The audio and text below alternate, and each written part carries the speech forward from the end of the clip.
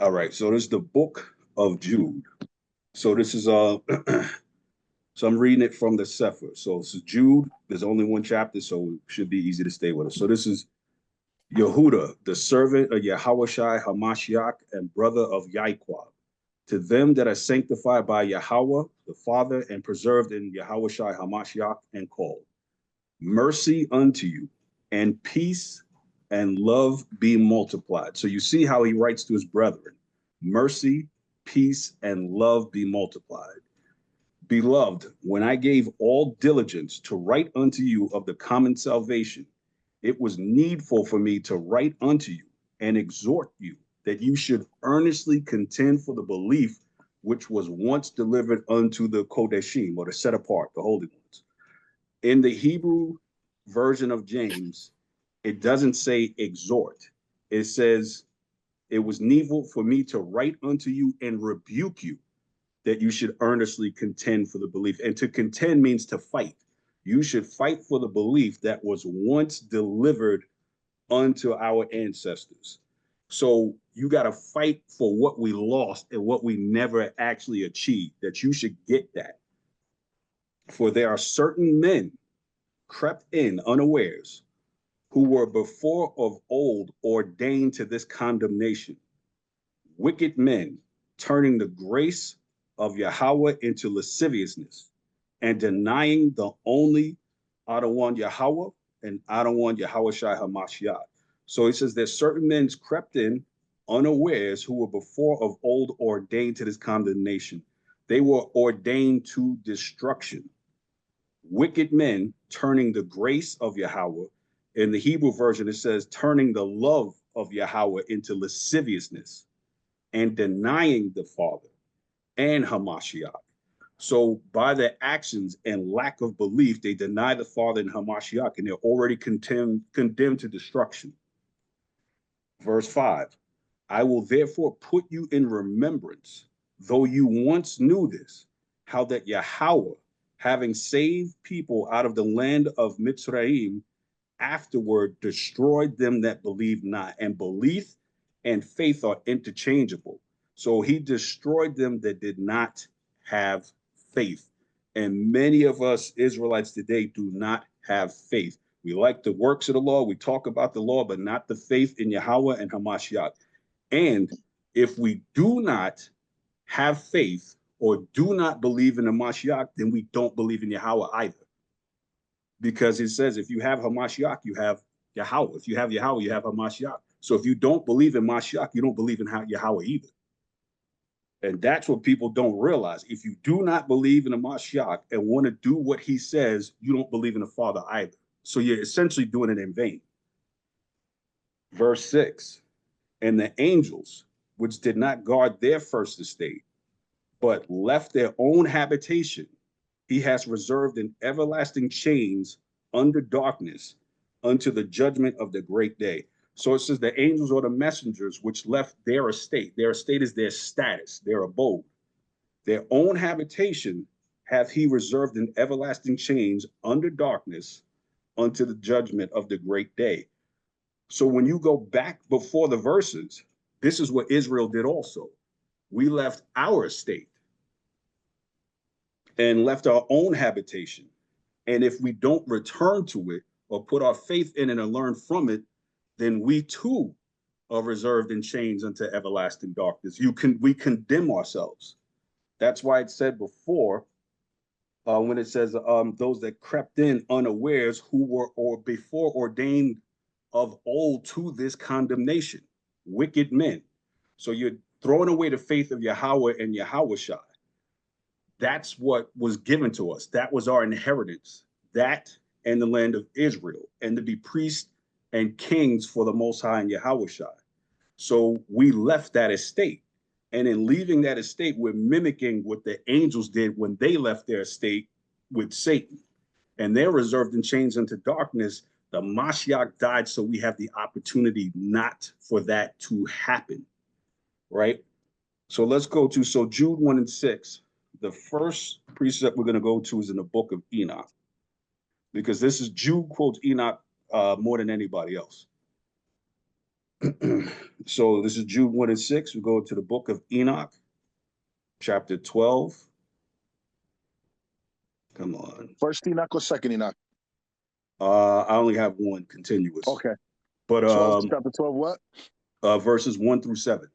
Okay. So this is Enoch chapter 12, verses 1 through 7. Before all these things, it says Hanak, which is Enoch. Before all these things, Hanak was concealed, nor did any one of the sons of men know where he was concealed, where he had been, and what had happened. He was wholly engaged with the holy ones and with the watchers in his days. I, Hanak, was blessing the great Yahweh and King. Notice what he says. I, Hanak, was blessing the great Yahweh and King of peace. And behold, the watchers called me Hanak the scribe. Then Yahweh said to me, Hanak, scribe of righteousness, go tell the watchers of heaven who have deserted the lofty sky and their holy everlasting station, who have been polluted with women, and have done as the sons of men do by taking themselves women who have been greatly corrupted on the earth, that on the earth they shall never obtain peace and remission of sin, for they shall not rejoice in their offspring. They shall behold the slaughter of their beloved, shall lament for the destruction of their sons, and shall petition forever, but shall not obtain mercy and peace. When you desert the Most High, the only thing is going to you see is the destruction of the offspring, slaughter of the beloved.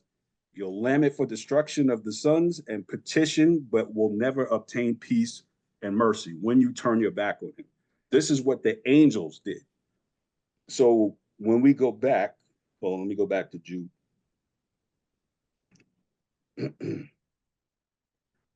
So when we go back to Jude and we go to verse 4, it says, for there are certain men who crept in unawares who were before of old ordained to this condemnation, wicked men turning the grace of Yahweh into lasciviousness and denying the only Adonai Yahweh and Adonai Yahawashi HaMashiach.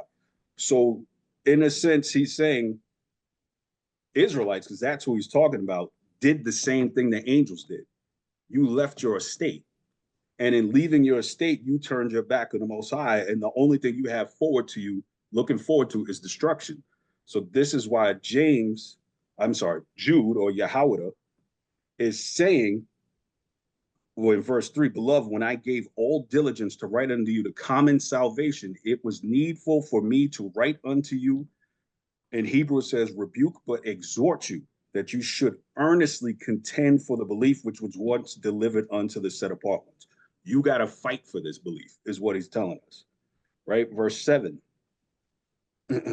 even as it's Sodom and Gomorrah, but even as Sedom and Amorah, right? So Sedom, or Sodom means scorched, burnt, or volcanic, bituminous, right? So that's what it's saying Sodom is. And Amorah or Gomorrah is a ruined heap. So that's what Sodom and Gomorrah is like a volcanic and ruined heap, ashes. So the names themselves tell what was going to happen to those places. It says, even as Sedom and Amorah and cities about them in like manner, giving themselves over to fornication and going after strange flesh, are set forth for an example, suffering the vengeance of eternal fire. So Sodom and Gomorrah was an example to everybody of what happens when you reject the Most High. So let's see that in Romans. We'll go to that precept. Actually, you know what? Let me stay in Jude and go to Romans over here. So this way I don't have to jump too much. This is the book of Romans, chapter 15 and verse 4. Right? So this is the same thing Yahweh or Jude is saying. For whatsoever things were written aforetime were written for our learning, that we through patience and comfort of the scriptures might have hope.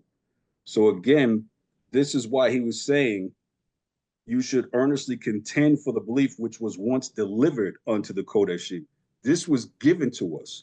And this is why Paul double downs on it and says, whatsoever things were written aforetime were written for our learning, that we through patience and comfort of the scriptures might have hope.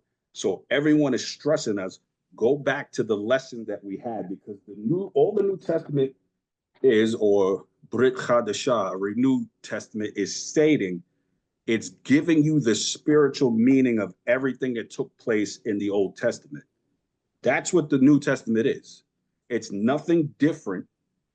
The only difference is they're bringing out the parts that we missed or that we were lacking, which was the love, the peace, the mercy, and everything else, and the actual desire to serve Hamashiach and to serve Yahweh. That's why he didn't want our feast. He didn't want us doing anything for him because our heart was hardened and we had wicked thoughts in mind. So he rejected everything we gave him. And we'll see that as we go further, that's actually explained in it. So verse 8, likewise, also these filthy dreamers, meaning like that's where you hear in Genesis 6 about the flood, that every imagination of man is corrupted. These filthy dreamers defile the flesh, despise dominion, and speak evil of dignities. So basically, what that's saying is not only do we defile our flesh, we despise, we hate authority, we hate government, we speak evil of those who should be over us, right? But let's get that in actually there's no precept for that one. Verse 9. So filthy dreamers means the imagination of man is wicked. So this is what he's saying. These are the wicked men that crept in unawares, that left the same as the angels that left their first estate, that deny the grace of Yahweh and Yahawashi. Because every time, and I have to say us, because it doesn't really matter what everybody else does, so to speak, because if they're doing what's right, they're going to get their salvation.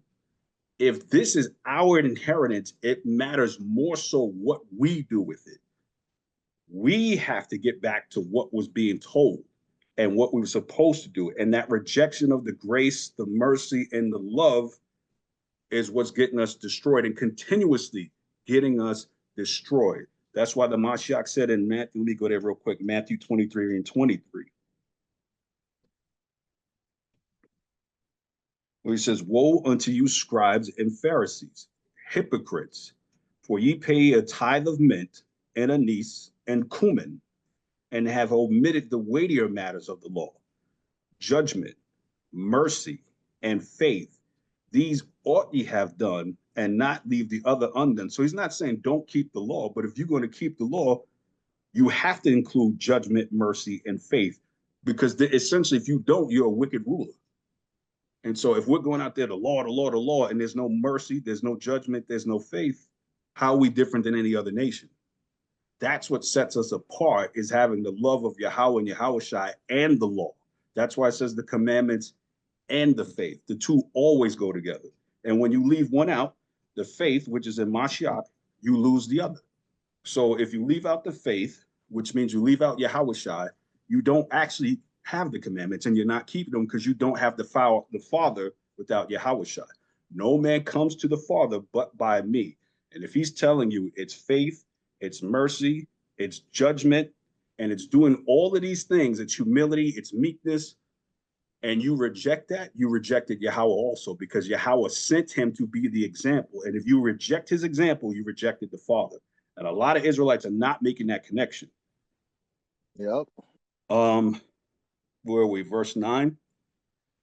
Yet Michael, or the angel Michael, the archangel, when contending with the devil, he disputed about the body of Moshe, dared not bring him a railing accusation, but said, Yahweh rebuke you. So in other words, even the angel Michael didn't talk down to the devil. He just said, the Most High rebuke you. Because he was that careful not to say anything that was wicked or that was too much to say, it was unnecessary, the Most High rebuke you. So he's saying even the angel Michael, essentially, who's more holy than we are, wouldn't stoop down and say anything that was out of character. So they're basically telling us we got to get back to this point, right? Verse 10, but these speak evil of those things which they know not. Again, this is the same men crept in unawares that don't appreciate the grace of Yahweh and Yahawashi. In Hebrew, it says the love of Yahweh and Yahawashi, right? It says that don't, Salakia, it says, but these speak evil of those things which they know not. But what they know naturally as brute beasts, in those things they corrupt themselves. So let's look at what that's saying. But these speak evil of things they know not. So because you don't understand and you don't have the grace, the mercy, and the love, and you don't have the fruits of the spirit, you speak evil of those things because you don't know them. But what they know naturally, which is to say carnally, as brute beasts, because what he's doing is comparing you to a brute beast. You're a beast that has no reasoning. And those things, they corrupt themselves. So without that ability to reason, you corrupt yourselves because you think you're just flesh. And I don't have it written down, but in the Shepherd of Hermas, there's a conversation with him and the angel's telling him, don't think you're just flesh. You're flesh and spirit. If you defile your flesh, you defile your spirit. He said, never think of yourself as solely mortal. That's a mistake, and that's how people destroy themselves because they think what they do in the body does not affect their spirit.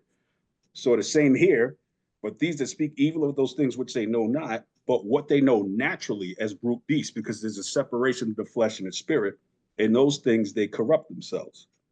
So let's get that in Philippians. That's Philippians chapter 3 and verses 18 to 20.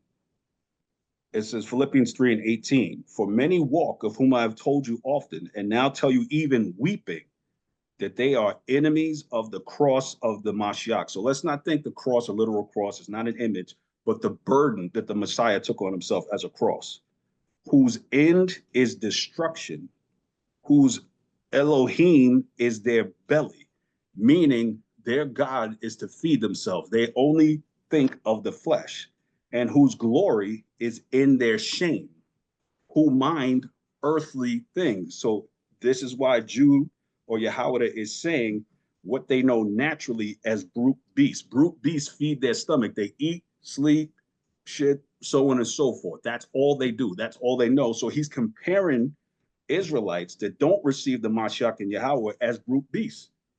You're just flesh. For our conversation, verse 20, and conversation is behavior.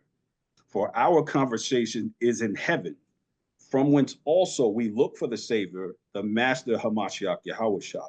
So when they say whose God is their bellies, that's the ultimate of being carnal. Your God is to feed your flesh. That's your whole composition. Right? Let's go back to Jude.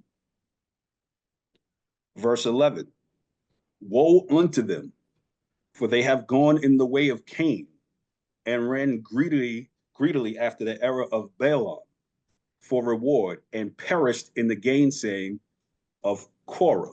So let's go into that. So it says, woe unto them, for they have gone in the way of Cain. So let's go to Genesis. Chapter 1. I'm slacking. Not in, is it Genesis 1? Chapter 4. Genesis chapter 4. And we're going to start at verse 1. And we're going to read to 16. So this is the book of Genesis, chapter 4 and verse 1. And Adam knew Eve, his wife, and she conceived and bare Cain and said, I have gotten a man from Yahweh. So you notice a lot of times when you hear Leah or you hear Sarah, when they say the child's name, it relates to the spirit or who they are. But notice what Eve said. She said, Eve, his wife, and she conceived and bare Cain and said, I have gotten a man from Yahweh. Nothing spiritual, a man, flesh. And she again bare his brother Abel, and Abel was a keeper of the sheep, but Cain was a tiller of the ground, not heavenly, earthly. And in the process of time, it came to pass that Cain brought the fruit of the ground an offering unto Yahweh. And Abel, he also brought of the firstling of his flock, and of the fat thereof. And Yahweh had respect unto Abel and his offering, but unto Cain and his offering he had not respect. And Cain was very wroth, and his countenance fell. And Yahweh said unto Cain, why art thou wroth, and why is thou countenance fallen? If thou doest well, shalt thou not be accepted? And if thou doest not well, sin lieth at the door, and unto thee shall be his desire, and thou shalt rule over him. So pay attention to that verse. It says, if thou doest well, shalt thou not be accepted. But look at this. And if thou doest not well, sin lieth at the door. Now, if we take this into the New Testament, If you're keeping righteousness, what does Yahawashi say? I stand at the door and I knock. But if you're wicked, sin lieth at the door, waiting for you to open it. Right? And it says, unto thee shall be his desire, and thou shalt rule over him. And Cain talked with Abel his brother. And it came to pass when they were in the field that Cain rose up against Abel his brother and slew him. And Yahweh said unto Cain, where is Abel thy brother? And he said, I know not. Am I my brother's keeper? And he said, what hast thou done? The voice of thy brother's blood crieth unto me from the ground. And now thou art cursed from the earth, which hath opened her mouth to receive thy brother's blood from thy hand. When thou tillest the ground, it shall not henceforth yield unto thee her strength. A fugitive and a vagabond shalt thou be in the earth. If you think about that, in the same sense, when we went off for the Most High, he said we will be a proverb and a byword, right? We were cast out of our land. So in that same sense, Jude is saying we went the way of Cain, right? Slowing our brother, killing each other, not keeping the words of the Most High. We went into the way of Cain. And in verse 13, and Cain said unto Yahweh, my punishment is greater than I can bear. Is that not what we said in every land we went to, crying out to the Most High? Please don't let this happen to us. We see the way the earth is going out. We cry out to the Most High. We say, our punishment is greater than I can bear. Behold, thou hast driven me out this day from the face of the earth, and my face shall be and from thy face shall I be hid. When we're hidden from the Most High's face, that's a type of hell, because in hell, the presence of the Most High is not there. The glory of the Most High is not there. So that's hell. So essentially, you go into a state of hell when the Most High will not look at you or he hides his face from you. And I shall be a fugitive and a vagabond in the earth, and it shall come to pass that everyone that findeth me shall slay me. And Yahweh said unto him, therefore, whosoever slayeth Cain, vengeance shall be taken upon him sevenfold. And Yahweh set a mark upon Cain, lest any finding him should kill him. And Cain, listen, went out from the presence of Yahweh and dwelt in the land of Nod on the east.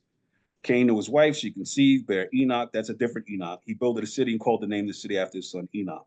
So it says, and Cain went out from the presence of Yahweh and dwelt in the land of Nod. So we see similar to that, right? This is what happened on the earth. So let's see it here. And we've heard this one before, Matthew 7:21 to 23. Matthew 7 and 21. Not everyone that saith unto me, well, I have a Hebrew, Rabbi, Rabbi, or Lord, Lord, shall enter to the kingdom of heaven, but he that doeth the will of my Father which is in heaven. Many will say to me in that day, Rabbi, Rabbi, have we not prophesied in thy name, and in thy name have cast out devils, and in thy name have done many wonderful works? And then I will profess unto them, I never knew you. Depart from me, ye that work iniquity. This is literally on earth what happened to Cain. He was removed from the presence of the Most High. So this is the urgency that Jude is trying to express in his letter to the Israelites, that you have gone in the way of Cain. After he says that, then he says, and ran greedily after the error of Balaam. So let's go to that. Let's go to the book of Numbers. Let me make sure this is right. Yeah, so this is the book of Numbers, chapter 22. We're going to read verses 11 to 22. So again, Numbers 22, 11 to 22. It says, behold, there is a people come out of Egypt, which covereth the face of the earth. Come now, curse me them, peradventure I shall be able to overcome them and drive them out. And Elohim said unto Balaam, thou shalt not go with them. Thou shalt not curse the people, for they are blessed. So notice, this is Balaam, but the Most High is speaking to Balaam, and Balaam is not an Israelite. Just keep that in mind. I'm not trying to go there, but that's what it says. And Elohim said unto Balaam, thou shalt not go with them. Thou shalt not curse the people, for they are blessed. And Balaam rose up in the morning and said unto the princes of Balak, get you into your land, for Yahweh refuses to give me leave with you. And the princes of Moab rose up, and they went unto Balak, and said, Balaam refuses to come with us. And Balak sent yet again princes and more honorable men than they. And they came to Balaam and said to him, thus saith Balak, the son of Zippor, let nothing, I pray thee, hinder thee from coming unto me. For I will promote thee unto very great honor, and I will do whatsoever thou sayest unto me. Come therefore, I pray thee, curse me this people. Right? So Balak wants desperately for Balaam to come because he's a priest and he wants him to curse Israel. It says, for I will promote you to a very great honor, and I will do whatsoever thou sayest unto me. Come therefore, I pray thee, and curse me this people. This is also similar to Satan. I will offer you the world if you curse this people. I will offer you this great contract, all this money, if you reject the Most High. This is a similar thing that's taking place. Verse 18, and Balaam answered and said unto the servants of Balak, if Balak would give me his house full of silver and gold, I cannot go beyond the word of Yahweh, my Elohim, to do less or more. So again, even though Balak is not an Israelite, because remember, it says this people will come out of Egypt, but they're speaking of Balaam. He's saying, I cannot go beyond the word of Yahweh, my Elohim, to do more, less or more. Now, therefore, I pray you, tarry ye also here this night, that I may know what Yahweh will say unto me more. Verse 20, and Elohim came unto Balaam at night and said unto him, if the men come to call thee, rise up and go with them. But yet the word which I shall say unto thee, that shalt thou do. And Balaam rose up in the morning and saddled his ass and went with the princes of Moab. And the Elohim's anger was kindled because he went, and the anger of Yahweh stood in the way for an adversary against him. Now he was riding upon his ass, and the two servants were with him. So going in the era of Balaam, I'm sorry, he wasn't Israelite, but he was asked to curse his own people. And he said he can't do that. He can't go beyond the word of the Most High. Now, what's interesting here, let's see if you'll notice something that looks contradictory, right? Let me go back. Verse 20, it says, and Elohim came unto Balaam at night and said unto him, if the men come to call thee, rise up and go with them. But yet the word which I shall say unto thee, that shalt thou do. And Balaam rose up in the morning and saddled his ass and went with the princes of Moab. And Elohim's anger was kindled because he went. And the angel of Yahweh stood in the way for an adversary against him. Now he was riding upon his ass, and his two servants were with him. Does anybody know why Most High was angry? Y'all can speak if you know. I'll give it a shot. Why the Most High was angry after he said he could go.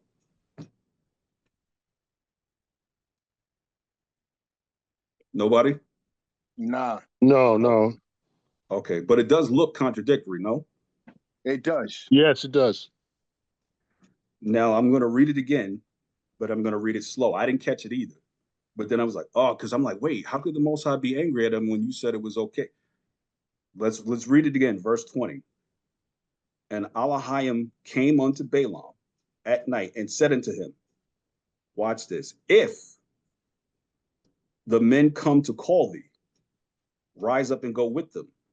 But yet the word which I shall say unto thee, that shalt thou do. And Balaam rose up in the morning and saddled his ass and went with the princes of Moab. And Elohim's anger was kindled because he went. Did anyone see what just happened? They didn't come to get him. He just Exactly. He just went without them coming. Because he said, if they come, go with them. But they didn't come. He went on his own accord. So that's why the Most High was angry. See how easy it is to miss that? You caught that. Good job with that. Hell yeah, Mayan, that was a good catch. Yeah. So that's why when we read, we got to be very careful when we read. so Because why I didn't see that the first time I went over that. I ain't see it the third. Because I was just like, I was trying to understand. I was like, no, that's a contradiction. Why would you be angry? And I'm like, oh, they didn't come. Oh, because that was the only caveat. If they come to get you, go. But if they don't come, do as I said. They didn't come and he did it anyway because his mind was on the riches and not on the word of Yahweh. Got you. So again, Con. now Jude is telling us, not only did we go into the way of Cain, but we went into the way of Balaam, right? We made a move without permission from the Most High because of our desire, right? And now what was the third one? Shalakia, what was that? Verse 11, Jude 11. Woe unto them, for they have gone in the way of Cain and ran greedily after the error of Balaam for reward and perished in the gainsaying of Korah. So now let's see the gainsaying of Korah. Let's go to Numbers 16. And we're going to read from verses 1 to 22. This is the book of Numbers, chapter 16, verses 1 to 22. Now Korah, the son of Izar, the son of Kohath, the son of Levi, and Dathan, and Abiram, and the sons of Eliab, and On, and the son of Peleth, sons of Reuben, took men. And they rose up before Moses with certain of the children of Israel, 250 princes of the assembly, famous in the congregation, men of renown. And they gathered themselves together against Moses and against Aaron and said unto him, Ye take too much upon you, seeing all the congregation are holy, every one of them, and Yahweh is among them. Wherefore then ye lift up yourselves above the congregation of Yahweh. So they're like, they were famous and they were known, they were skilled, they would teach and do all of that. So they thought they were as holy as Moses and Aaron. Why are you lifting yourselves above the congregation of Yahweh? They saw themselves as righteous. And when Moses heard it, he fell upon his face. And he spake unto Korah and to all his company, saying, Even tomorrow Yahweh will show who are his, and who is holy, and will cause him to come near unto him. Even him whom he hath chosen will he cause to come near unto him. This do, take your censers, Korah, and all his company, and put fire therein, and put incense in them before Yahweh tomorrow. And it shall be that the man who Yahweh doth choose, he shall be holy. Ye take too much upon you, ye sons of Levi. And Moses said unto Korah, Hear, I pray you, ye sons of Levi. Seemeth it but a small thing unto you that Elohim of Israel hath separated you from the congregation of Israel to bring you near to himself, to do the service of the tabernacle of Yahweh, and to stand before the congregation to minister unto them? And he hath brought thee near to him, and all thy brethren, the sons of Levi, with thee, and seek ye the priesthood also. So that's not good enough that you've been chosen as a minister of the Most High. Now you want the priesthood, for which cause both you and all thy company are gathered together against Yahweh, because you're going for more than he gave you. You're going for a position that he did not give you. And what is Aaron that ye murmur against him? What is murmur? Back talk. Like your mother's, I said, get in that room and clean up. You're like, I don't get there. What you should. That's murmuring, low talk, right? That's also say what they say about the heart. When the heart is beating and it makes a muffled sound, it's called a murmur because it's not clear. And Moses sent, this is verse 12, and Moses sent to call Dathan and Abiram, the sons of Eliab, which said, we will not come up. Now they're not coming up. And remember the Most High was talking about in the kingdom, those nations that do not come up in the Feast of Tabernacles. So you're being called to come up and you won't come up. Right? Verse 13, it is a small thing that thou hast brought us up out of the land that floweth with milk and honey, to kill us in the wilderness, except thou makest thyself altogether prince over us. So not only did you bring us out where we were comfortable, now you bringing us out to kill us. Instantly forgot about the Most High. Instantly, right? Moreover, thou hast not brought us into a land that floweth with milk and honey, or given us inheritance of fields and vineyards. Without put out the eyes of these men, we will not come up. So not only, so he said, moreover, thou hast not brought us into the land that flowed. You didn't bring us anywhere that was better to kill, right? Or given us an inheritance of fields and vineyards. Will thou put out the eyes of these men? You think we don't see this garbage you just gave us? We will not come up. Right? And understand something, right? Yahawashi is the intercessor for Yahweh. You cannot speak to Yahweh without Yahawashi. This is before Yahawashi was born in the flesh. So you can't speak to Yahweh without speaking to Moses. Moses told you to come up, and you said to Moses, we will not come up. Okay, then you also told Yahweh, you will not come up. People think, oh yeah, I'm not doing that because, no. It's Yahweh you're denying. It's not me. Right. Moses is giving the message. That's why they say, don't kill the messenger. I'm giving the message. You're denying who the message is coming from, right? We will not come up, right? Verse 15. And Moses was very wroth and said unto Yahweh, respect not thou their offering. I have not taken one ass from them, neither have I hurt one of them. So I didn't take anything from them, and I didn't hurt them. I did nothing to these men.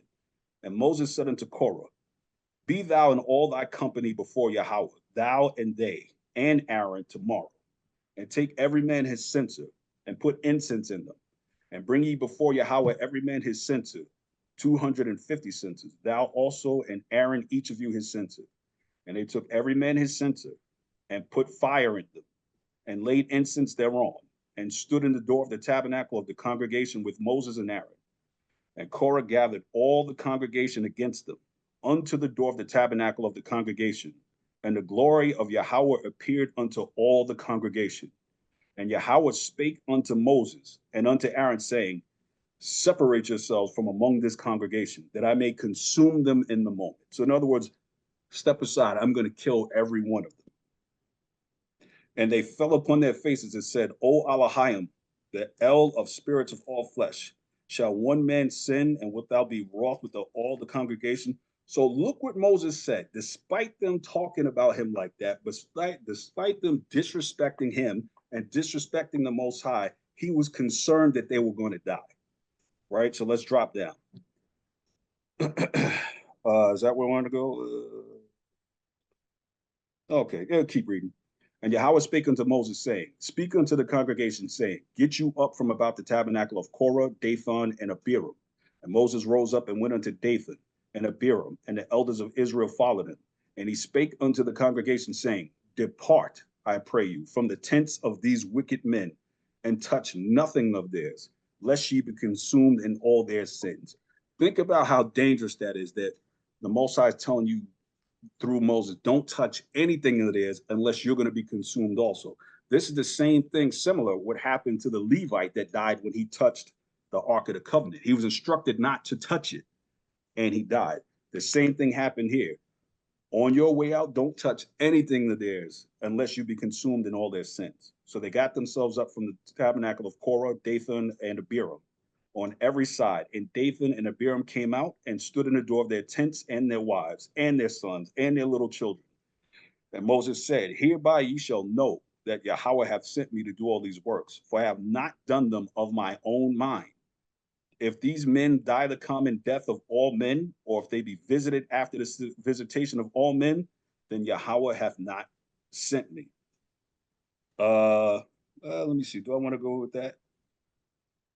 We'll stop there. We know what happened. All of them were consumed. It was not a common death, right? They were destroyed for denying the word of the Most High, denying Moses, and denying Aaron, the message that the Most High gave. They thought they were denying men, but they were denying the Most High. This is why it says in the book of Hermas, do not consider yourselves mortal only, because what you do in your flesh also injures your spirit. So this is the same thing. You're looking at Moses as just Moses when the spirit of the Most High is with him, and you'll be punished accordingly. So Jude is telling us, as Israelites, we've ran into the way of Cain and the way of Balaam and the way of Korah. This is what we're doing current day. We're running in the same direction that they ran in. I'll give you one more example to show you how all three of these are exactly related to each other. Let me pull this.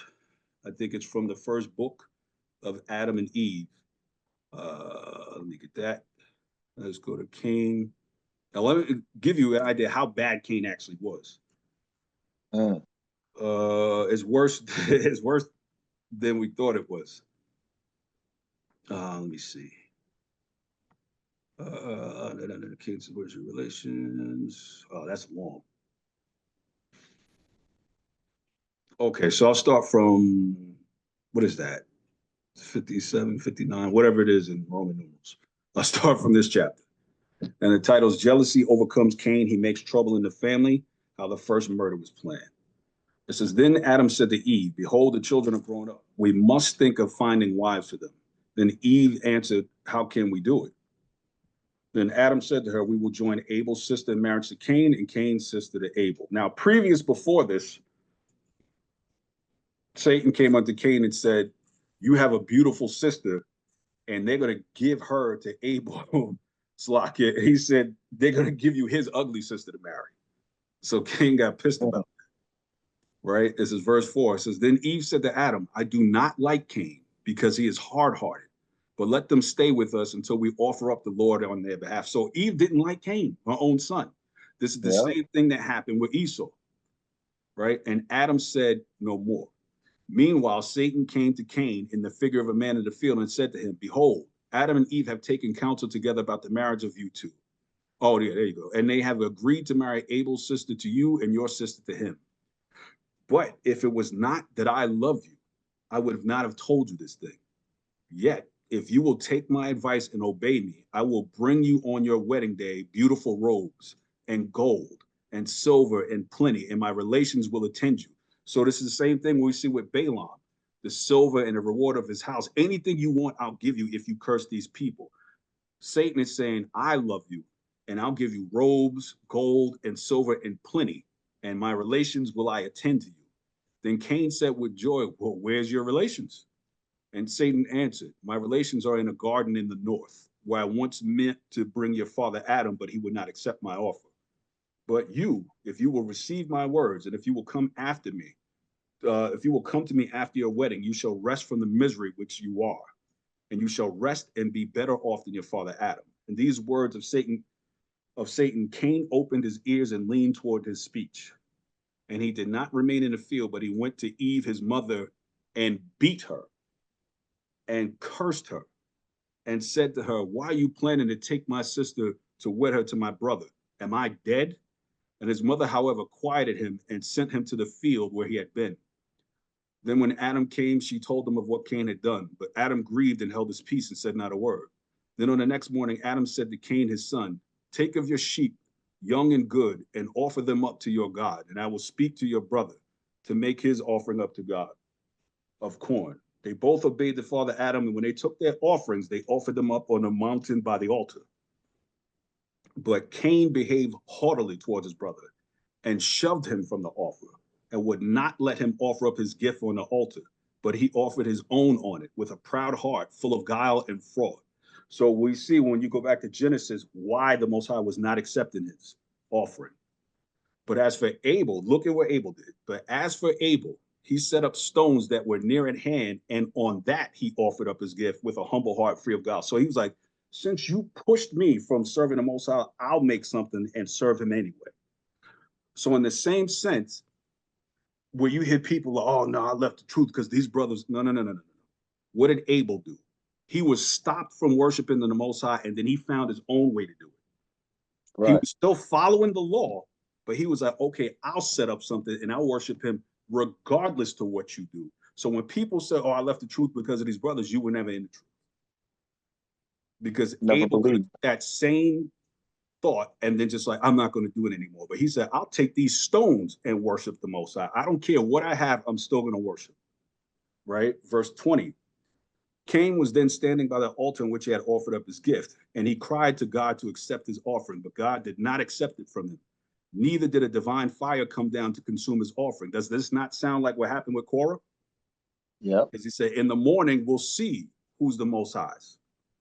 But he remained standing over the altar out of humor and meanness, looking toward his brother's Abel to see if God would accept his offering or not. This is the same thing Korah did, right? Let's see if you accept Moses' offering, not knowing that's a man of God before you. And Abel prayed to God to accept his offering. Then a divine fire came down and consumed his offering.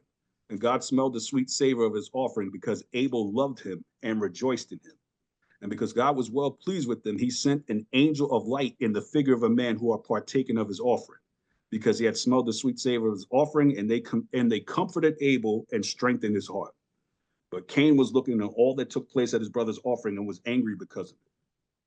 Then he opened his mouth and blasphemed Yahweh because he had not accepted his offering. But Yahweh said unto Cain, why do you look sad? Be righteous that I may accept your offering. Not against me have you murmured, but against yourself. And Yahweh said this to Cain in rebuke, and because he abhorred him and his offering, so he hated Cain. And Cain came down from the altar. His color changed with a sad face, and came to his father and mother and told them all that had befallen him. And Adam grieved much because God had not accepted Cain's offering. But Abel came down rejoicing and with a gladsome heart, and told his father and mother how God had accepted his offering, and they rejoiced at it and kissed his face. And Abel said to his father, because Cain shoved me from the altar, it would not allow me to offer my gift on it. I made an altar for myself, and I offered my gift on it.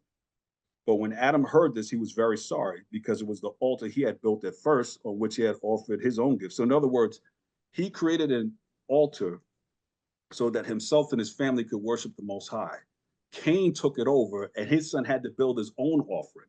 So not only did he hurt and push away his brother, he took away the inheritance that Adam left. Verse 32. And denied God his worship. Exactly. As to Cain, he was so resentful and so angry, he went into the field where Satan came to him and said to him, since your brother Abel has taken refuge with your father Adam, because you shoved him from the altar, and they kissed his face, and they rejoiced over him far more than you. When Cain heard these words of Satan, he was filled with rage, and he let no one know. But he was lying to wait to kill his brother until he brought him into the cave and said to him, oh, brother, the country is so beautiful, and there are such beautiful and pleasurable trees in it, and charming to look at. But brother, you have never been one day in the field to take your pleasure in that place. Today, oh my brother, I very much wish you would come with me into the field to enjoy yourself and to bless our fields and our flock, for you are righteous, and I love you very much, oh my brother. But you have alienated yourself from me. Then Abel consented to go with his brother Cain into the field. But before going out, Cain said to Abel, wait for me. I will fetch a staff because of the wild beast. Then Abel stood waiting in his innocence, but Cain came forward, fetched the staff, and went out. And they began, and Cain and his brother Abel to walk in the way, Cain taking to him and comforting him and making him forget everything. Right? Let me see, how far down is that? Hey, Yashaya, which book is that again? This is the first book of Adam and Eve. Okay. Let me see. Okay, yeah, there's not too many verses. Then we can go back to Jude. I must have missed that But one. can y'all so far see the similarities to why he said you went in the way of Cain, Balaam, Yup. and Korah? That all three stories are contained in this, Yup. and it's the same thing. Oh, this is the exact same thing with Esau, the field and hunting and being around. It's the exact same thing with Cain. Carnal. So what's that? Carnal. Right, exactly. Earthly. And so this is the next chapter. And so they went on until they came to a lonely place where there were no sheep. Then Abel said to Cain, behold, my brother, we are tired from walking, for we see none of the trees, nor of the fruits, nor of the flourishing green plants, nor of the sheep, nor of any of the things which you told me. Where are those sheep of thine you told me to bless? Then Cain said to him, come on, and you shall see my beautiful things very soon, but go before me until I catch up unto you. Then went Abel forward, but Cain remained behind him. And Abel was walking in his innocence without guile, not believing his brother would kill him. Then Cain, when he came up upon him, comforted him with his talk, walking a little behind him, then ran up on him and beat him with the staff, blow after blow, until he was stunned. But when Abel fell down on the ground, seeing that his brother meant to kill him, he said to him, oh, my brother, have pity on me. By the breast we have sucked, don't hit me. By the womb that bore us and brought us into the world, don't beat me to death with that staff. If you wish to kill me, take a large stone and just kill me outright. Then Cain, the hard-hearted and cruel murderer, took a large stone and beat his brother's head in with it until his brains oozed out and wallowed in his blood before him. And Cain repented not of what he had done. But the earth, when the blood of the righteous Abel fell on it, trembled as it drank his blood and would have destroyed Cain because of it. And the blood of Abel cried mysteriously to Yahweh to avenge him of his murder. Then Cain began at once to dig the ground wherein he lay his brother, for he was trembling from the fear that overcame him when he saw the earth tremble on his account. He then cast his brother into the pit that he made, and covered him with dust, but the ground would not receive him and threw him up at once. So not to go too much further into that, but we see why the Most High hated Cain. Mm-hmm. You see how wicked he was? He begged for his life and he did it anyway. And you got a lot of us that do this to this day. Yep. So Jude is saying that we ran into the way of Korah, ran into the way of Balaam and Cain. This is how we're acting. So this is Jude 1 and 11. Woe unto them, for they have gone in the way of Cain and ran greedily after the error of Balaam for reward and perished in the gainsaying of Korah. Now look what he says, verse 12. These are spots in your feast of love, when they feast with you, feeding themselves without fear. Clouds they are without water, carried about of winds, trees whose fruit withers, without fruit, twice dead, plucked up by the roots. So think about that. He said, these are spots in your feast of love. So when we're having feast and we're doing the things of the Most High, you have the audacity to come in and sit and eat with people knowing the wickedness you do. Mm-hmm. Many people, they're like, wait, oh, yeah, I'm going to the feast, and knowing the wickedness they do, the wickedness they did, and just come in and sit and partake of the Most High's meal. He said, these are spots in your feast. So if you imagine a white table, you set all this white stuff over the tables and make it look nice, and there's droplets of blood everywhere. That's what those people are that come in. They have that wickedness in them. Spots in your feast of love when they feast with you.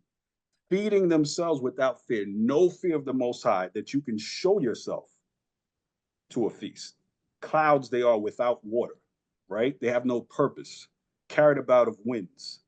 Trees whose fruit withers, right? The fruit they have withers and dies. Without fruit, twice dead, plucked up by the roots. So let's go to Ephesians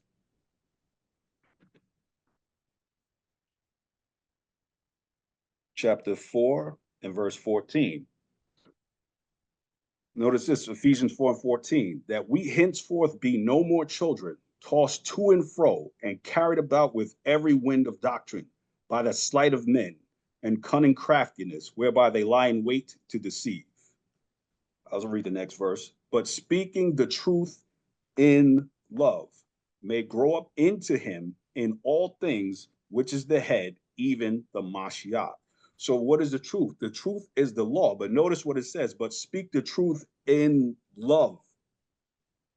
May grow up into him in all things, which is the head, even the Mashiach. So you can speak the truth all day, the law all day, but if there's no love with it, you're not in the Mashiach. And if you're not in the Mashiach, you're not in the Father, right? Let's go to the next precept. Let's go to Matthew 10. This is Matthew chapter 10 and verse 28. So notice I'm going to read Jude again. It says, these are spots in your feast of love, when they feast with you, feeding themselves without fear. Clouds they are without water, carried about of winds. Trees whose fruit withers, without fruit, twice dead, plucked up by the roots. Matthew 10 and 28. And fear not them which kill the body, but are not able to kill the soul, but rather fear him which is able to destroy both the soul and the body in hell. Twice dead, plucked up by the roots. And eating without fear. But this says in Matthew 10 and 28, fear not them which kill the body, but are not able to kill the soul, but rather fear him, the Most High, which is able to destroy both the body and the soul. This is saying what Jude is saying is going to come in our people if they don't get their acts together, right? Verse 13, raging waves of the sea, foaming out their own shame, wandering stars, to whom is reserved the blackness of darkness forever.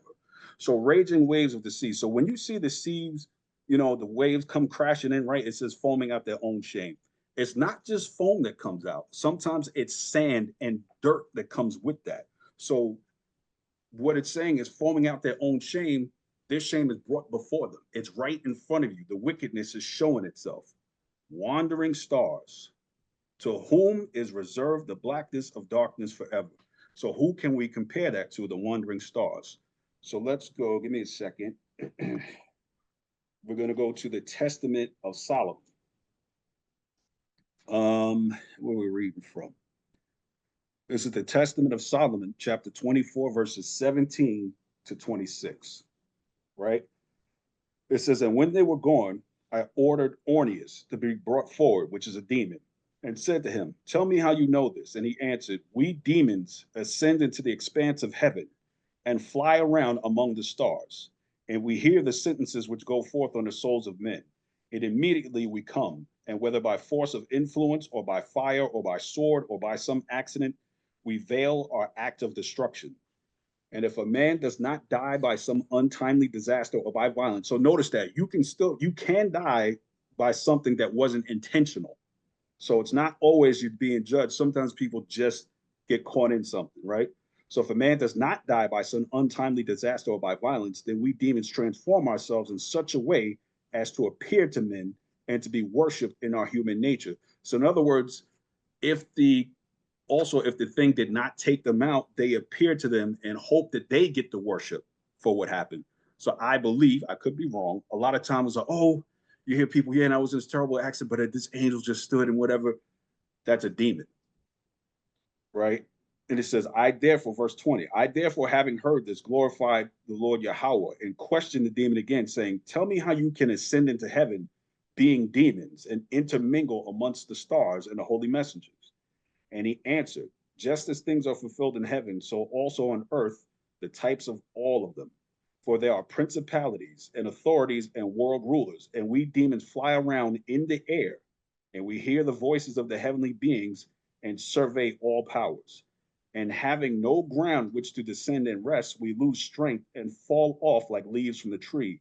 And men seeing us imagine that the stars are falling from the sky.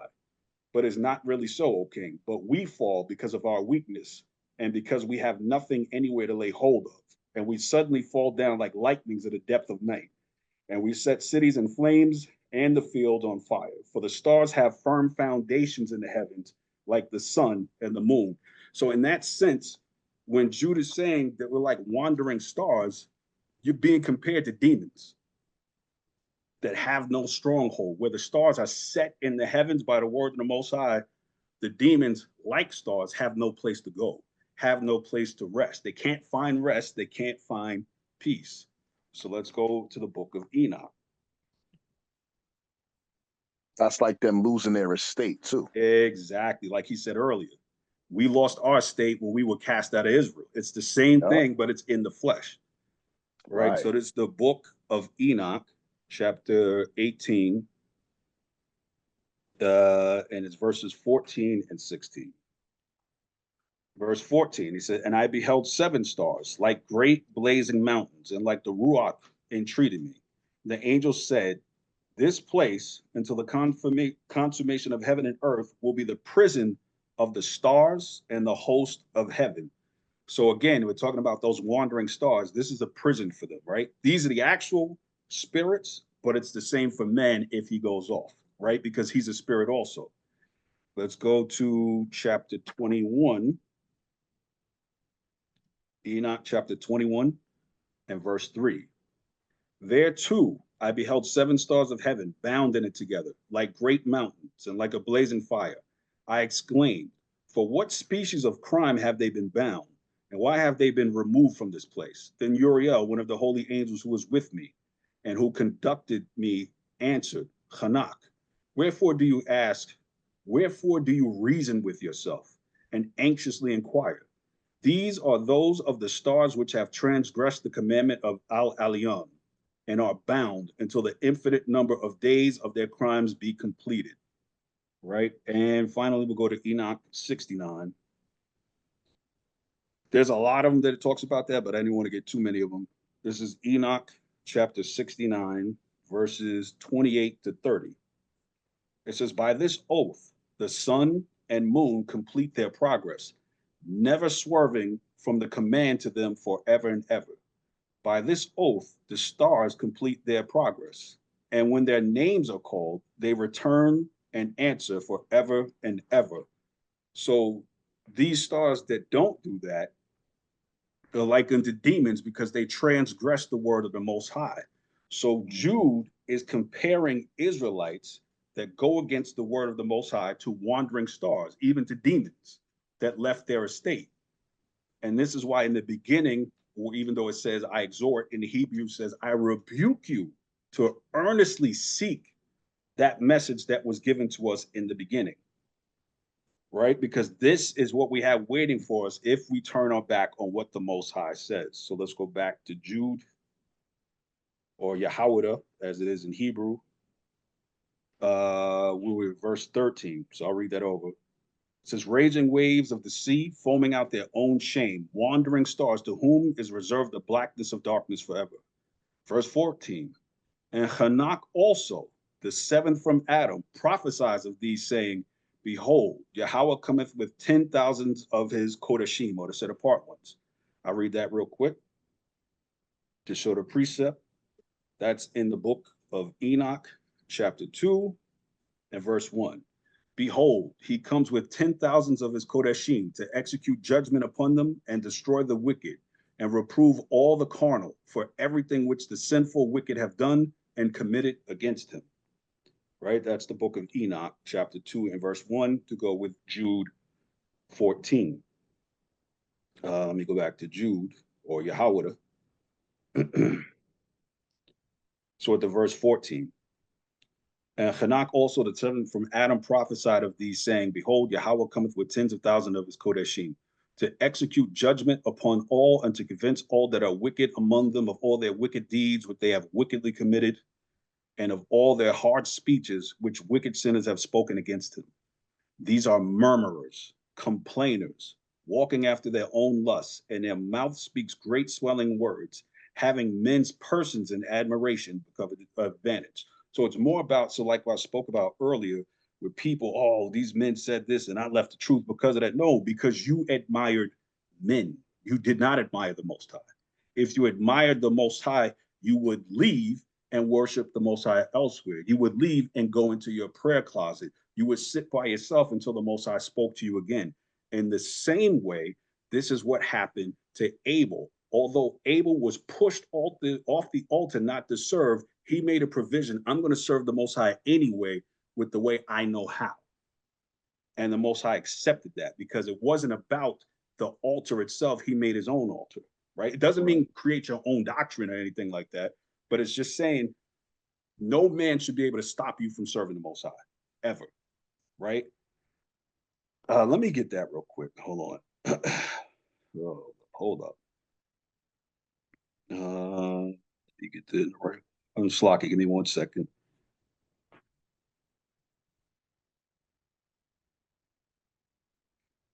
That's in the New Testament. Yeah, there we go. So right here, Romans chapter 8, 34 to 36. Romans chapter 8, verse 34. Who is he that condemneth? It is the Messiah that died. Yea, rather, that is risen again, who is even at the right hand of Yahweh, who also maketh intercession for it. Who shall separate us from the love of the Mashiach? Shall tribulation, or distress, or persecution, or famine, or nakedness, or peril, or sword? As it is written, for thy sake we are killed all the day long. We are counted as sheep for the slaughter. Nay, in all these things we are more than conquerors through him that loved us. For I am persuaded that neither death, nor life, nor angels, nor principalities, nor powers, nor things present, nor things to come, nor height, nor depth, nor any creature shall be able to separate us from the love of Yahweh, which is in the Messiah, HaMashiach, Yahawashi, our Savior. This is what he's stressing about that. That's what Abel saw. No matter what you do, you will not stop me from serving the Most High. So I don't care what camp or whatever does anything. If that stops you, you worship men. Right. And not the Most High or the Mashiach. All right, let's go back to Jude. Verse, I think we're up to 50. Right, to execute judgment upon all and to convince all that are wicked among them of all their wicked deeds, which they have wickedly committed, and all of their hard speeches, which wicked sinners have spoken against him. And these are murmurers and complainers, walking after their own lusts, and their mouths speak great swelling words, having men's persons in admiration because of advantage. But, beloved, remember ye the words which were spoken before of the apostles of our Adawan Yahawashi Hamashiach, how that they told you there should be mockers in the last time, who should walk after their own wicked lusts. And who was one of the apostles that told us that? That was Peter. That's in the book of 2 Peter, chapter 3, and verse 3. Peter says right out, actually, I'll start from verse 1. It says, this second epistle, beloved, I now write unto you, in both which I stir up your pure minds by way of remembrance, that ye may be mindful of the words which were spoken before by the holy prophets. Same thing that June introduced us. And of the commandment of the apostles of the Mashiach Yahawashi, our Savior. Knowing this first, that there shall come in the last days scoffers, walking after their own lusts, and saying, where is the promise of his coming? For since the fathers fell asleep, all things continue as they were from the beginning of creation. For this they are willingly ignorant of, that by the word of Yahweh the heavens were of old, and the earth standing out of water and in the water. Basically saying, we didn't see the Mashiach come yet. We don't see no signs of him. Everything is the way it was. It doesn't matter. This is the same thing happening today. Exact same thing. So this is what Jude and Peter is warning and trying to remind us of, right? Let's go back to that. That there should be mockers in the last time. That's verse 18, who should walk after their own wicked lusts. These be they who separate themselves, sensual, having not the Ruach. This is comparing to Cain, earthly, carnal, having no spirit. But ye, beloved, building up yourselves on your most holy belief, which is interchangeable with faith, praying in the Ruach HaKodesh, keep yourselves in the love of Yahweh, looking for mercy of our Adawan Hamashiach Yahawashi unto eternal life. And this is how he tells you to go about it. And of some have compassion, making a difference, and of others save with fear, pulling them out of the fire, hating even the garment spotted by the flesh. So what he's saying, hating even the garment spotted by the flesh, remember, you're not just mortal, you're also spiritual. So he's saying, hating even the garment spotted by the flesh. So the garment, the spirit is of the Most High, but it's spotted by the flesh. You have to hate that garment. You have to see that and want to do away with it. Some people, you don't have to do that. You can do that compassionately. Others, you got to let them know you're going to be destroyed if you keep that up, right? So this is why he also mentioned before, these are spots in your feast. It's the same thing. The spots of the flesh are on the spirit, right? Verse 24. Now unto him that is able to keep you from falling and present you faultless before the presence of his glory with exceeding joy. So we know who that is, but let's prove that. Let's go to Romans chapter 9 and verse 32 and 33. Actually, let's start at 31. Romans 9 and 31. But Israel, which followed after the law of righteousness, hath not attained to the law of righteousness. Wherefore? Because they sought it not by faith, but as it were by the works of the law. For they stumbled at that stumbling stone. As it is written, behold, I lay in Sion a stumbling stone and a rock of offense, and whosoever believeth on him shall not be ashamed. In the same way, now unto him that is able to keep you from falling, because he's the stumbling stone, but by the mere fact that you believe in him, you might stumble, but he won't allow you to fall, right? Let's go to another one. 2 Peter.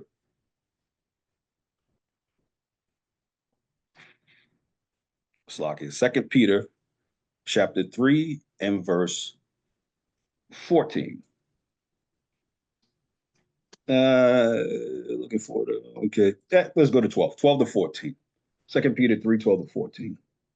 Looking for and hasting unto the coming of the day of Yahweh, wherein the heavens being on fire shall be dissolved, and the elements shall melt with fervent heat.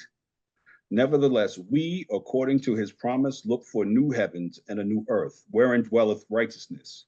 Wherefore, beloved, seeing that ye look for such things, be diligent, that ye may be found of him in peace, without spot and blameless. Notice how many times the spots came up. That's the spot of the flesh, or the spot of worldliness, right? That old man. Verse 24, Jude 1 and 24. Now unto him that is able to keep you from falling, that is the Hamashiach Yahawashi, and present you faultless before the presence of his glory with exceeding joy. To the only wise Yahweh, our Savior, be glory and majesty and dominion and power, both now and ever. Amen. And that's Jude. Water.